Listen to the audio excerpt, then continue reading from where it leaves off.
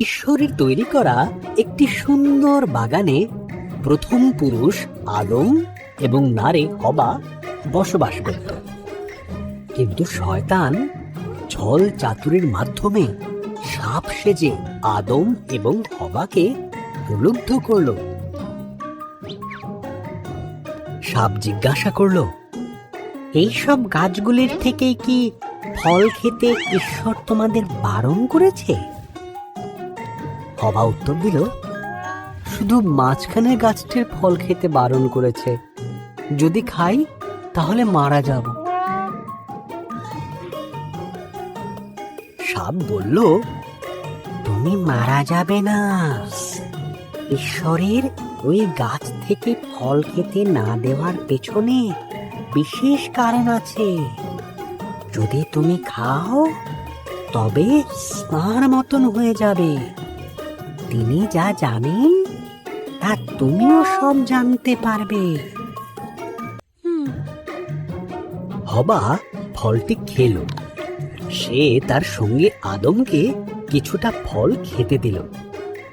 আদমও ফলটি খেল এবং খাবার পরেই তারা এমন কিছু জানতে পারল যা তাদের জানা ছিল না।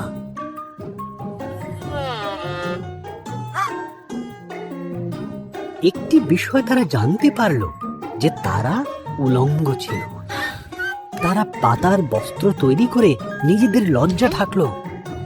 তারা আগে কোনোদিন ভয় বা লজ্জা পায়নি। তাই তারা বুঝল কিছু একটা ভুল হয়েছে। ঈশ্বর ডাকলেন, আদম, হবা। আদম উত্তর দিল, আমরা লুকিয়ে আছি, আমরা উলঙ্গ। ঈশ্বর দীর্ঘশ্বাস ফেলে বললেন, তোমরা ওই গাছের থেকে ফল খেয়েছ, তাই তোমরা জানো। তখন আদম হবাকে দোষ দিল, আর হবা সাপকে দোষ দিল।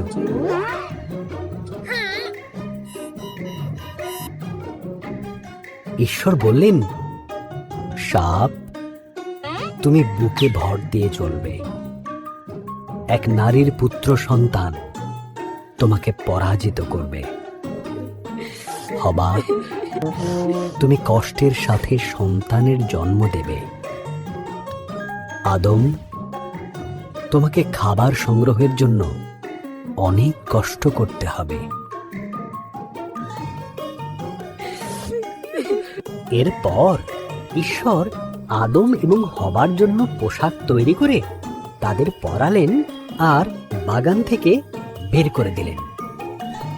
ঈশ্বর এক স্বর্গদূতকে জ্বলন্ত তলোয়ার হাতে দিয়ে সেখানে রাখলেন, যাতে তারা আর ফিরে আসতে না পারে।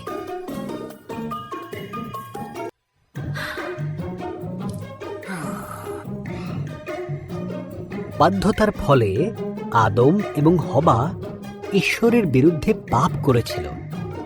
ঠিক অথবা ভুল,